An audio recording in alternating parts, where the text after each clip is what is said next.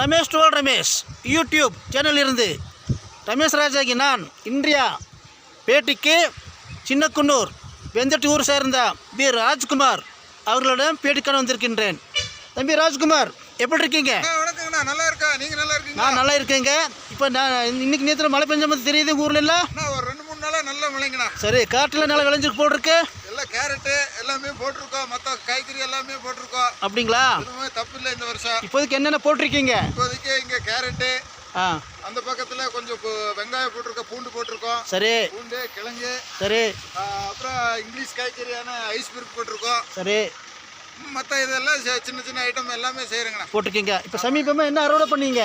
சமீபமாக கேரட் எடுத்தோம், நல்லா எடுத்தோம். சரி, நல்ல விலை கிடைச்சதுங்களா? பூண்டு கொஞ்சம் பரவாயில்ல, இந்த வருஷம் கொஞ்சம் நார்மல் தாங்க. சரி, இல்லை ஆமாம், ஆனாலும் லாஸ் ஆகலை. லாஸ் ஆகலை. ஆ, அப்போ உங்கள் மண்ணெல்லாம் உங்களுக்கு உயிர் நாடி. ஆமாங்க, மண் இல்லைன்னா நாங்கள் இல்லை. உயிர் மூச்சே இதுதான். நாட்டின் முதுகுலமே நீங்கள் தான். ஆமாங்க, விவசாயிங்க. அதனால தான் விவசாயம் தேர்ந்தெடுத்து வந்துட்டோம். நான் இப்போ பேட்டி காண்றதுல வந்து உன்னோட 104வது பேட்டி. அதில் சின்ன வயசில் நீ 3வது தம்பி. சின்ன வயசில் வேறு எல்லாமே பெரியவங்க தான், நேரத்தில் சேர்த்து.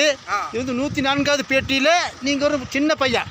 பரவாயில்ல, எங்கள் சேனலுக்கு இது ரொம்ப பெருமை. இது எங்களுக்கு ஒரு பெருமை. ஆமாம், சின்ன வயசுலேருந்து உழைக்கணும். கண்டிப்பாக ஆமாம், ஒரு முடிவோட தான், லட்சியத்தோட தான் இருக்கணும். நீங்கள் அடுத்த முறை வரும்போது இந்த ஏரியா ஃபுல்லாக உங்களுக்கு நான் கேள்விப்படணும். ஐயோ, ஏன்னா வாக்கு பலிக்கிச்சு, எல்லாமே செய்யலாம். சரி, சோலார் எல்லாம் போட்டிருக்கீங்க. யாரும் உங்களுக்கு தானே? சோலார் நம்மள தாங்க. அது எப்படி கிடைச்சதுங்க? அங்கே தெரியுது பாருங்க, அந்த அரசு மானியத்தில் போட்டது. போட பிடிச்சிருக்கா சொல்லுங்க. அரசு மானியத்தில் போட்டது. ஆமாம், ஒரு 4 விவசாயிங்க போடுறதா இருந்தாலும் சொல்லுங்க, எல்லாம் கவர்மெண்ட் மானியமாக கொடுக்குறாங்க. நம்ம ஏரியாவுக்கு நல்லா சூட் ஆகுது. மானியம் எப்படி? பாதி மானியமா? பாதி மானியம். Government subsidy. இப்போ அதோட மதிப்பு ஒரு அப்ராக்சிமேட்டாக ஒரு 3.5 லட்சம் வருதுன்னா, சரி, ஒரு 1 லட்சம் அளவுக்கு கட்டினா மீதி கவர்மெண்ட்டு அவங்க இதில் நமக்கு கொடுத்துருவாங்க. இது வந்து மத்திய அரசா இல்லை மாநில அரசா? இது வந்து நம்ம மாநில அரசு. ஓ, மாநில அரசுல இது உதவியெல்லாம் பண்ணுறாங்க. தோட்டக்கலைத்துறையில் அவங்க இன்ஜினியரிங் டிபார்ட்மெண்ட்டில் அவங்க தான் எல்லாமே தெரியும். பண்ணி கொடுத்தாங்க. நிறைய பேருக்கு தெரியல. ராஜ்குமார், நாங்கள் சேனல் மூலம் நாங்கள் இதை வந்து சொல்கிறோம்.